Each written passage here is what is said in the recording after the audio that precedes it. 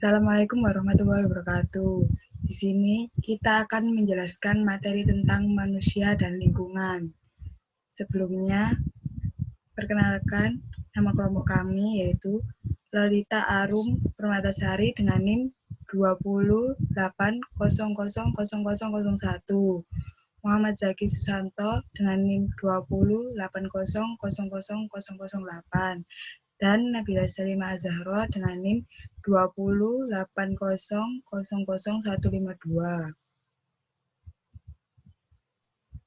Ketergantungan antara manusia dengan lingkungan.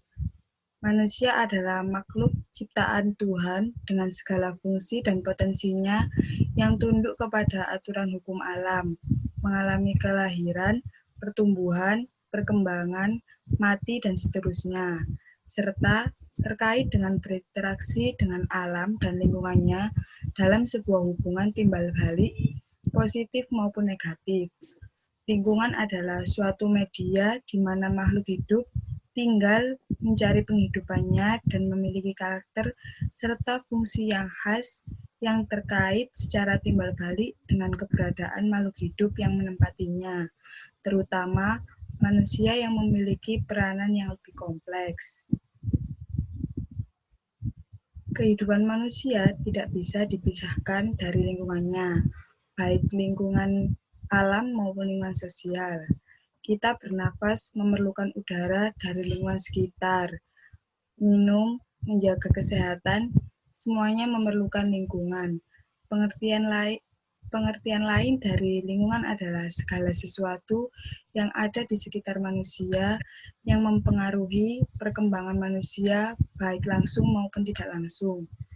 Berkaitan dengan hubungan manusia dan lingkungan, terdapat dua paham yang mempengaruhi hubungan tersebut, yaitu satu, paham determinis, dan dua, paham posibilis. Dampak kerusakan lingkungan terhadap perubahan. 1. Banjir. Banjir biasanya disebabkan oleh sampah menggunung di sungai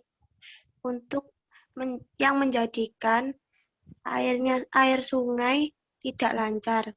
Banyaknya pemukiman di sekitar sungai yang menjadikan aliran sungai terhambat.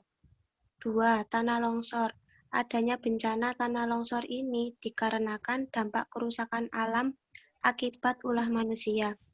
Dampaknya penebangan pohon liar tanpa adanya reboisasi menjadikan adanya erosi. 3. Pencemaran. Dampak pencemaran ini bisa mempengaruhi kesehatan manusia yang berada di sekitar tersebut. Muncul berbagai penyakit yang tidak biasanya terjadi. Adanya pembuangan limbah yang sembarangan ini akan menjadikan pencemaran air yang melebar sampai ke pemukiman. Hal ini akan menjalar sampai ke sumur para warga, bahkan beberapa sungai juga bisa tercemar. 4. Kebakaran hutan. Dampak dari kebakaran ini juga berimbas ke dampak kerusakan lingkungan terhadap keseimbangan alam. Habitat hewan liar yang berada di hutan juga semakin terancam.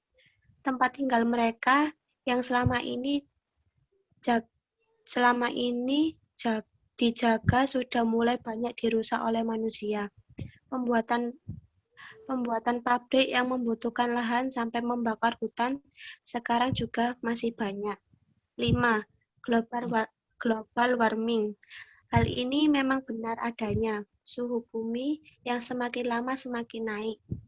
Adanya konsentrasi gas-gas tertentu yang menjadikan suhu semakin panas. Berbagai industri juga berperan dalam mensukseskan adanya kenaikan suhu.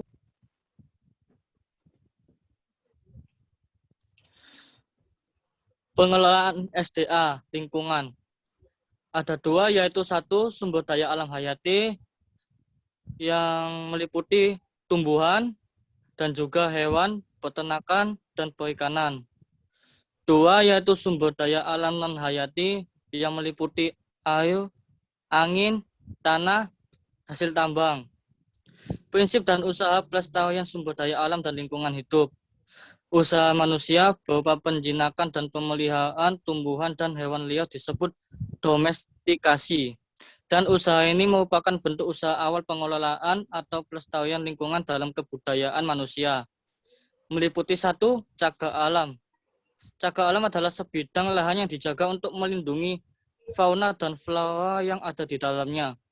Di dalam cagar alam tersebut tidak dibolehkan adanya eksploitasi mengambil atau memanfaatkan tumbuhan, hewan, atau kekayaan alam lainnya. 2. Cagar budaya. Cagar budaya pun memiliki pengertian yang sama dengan cagar alam. Hanya saja yang dilindungi bukan suatu daerah, melainkan suatu hasil kebudayaan manusia, seperti sebuah candi dengan daerah sekitarnya. Daerah Condet di ibu kota Jakarta juga merupakan cagar budaya, yaitu perkampungan masyarakat Betawi asli, yang sebagian besar sudah tergusur ke luar Jakarta oleh derasnya pembangunan dan arus penduduk pendatang. 3. Yaitu cagar biosfer.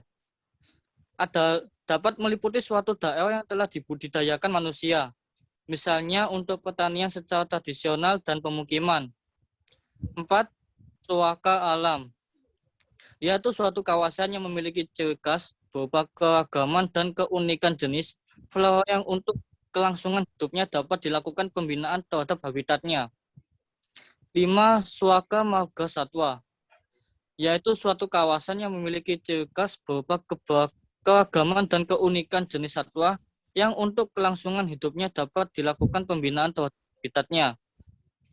Dan yang keenam adalah Taman Nasional yang terdapat pada pasal 1 butir 13 Undang-Undang Nomor 5 Tahun 1990, yaitu kawasan pelestarian alam yang memiliki ekosistem asli, dikelola dengan sistem zonasi yang dimanfaatkan untuk tujuan penelitian, ilmu pengetahuan, pendidikan, pariwisata, dan rekreasi.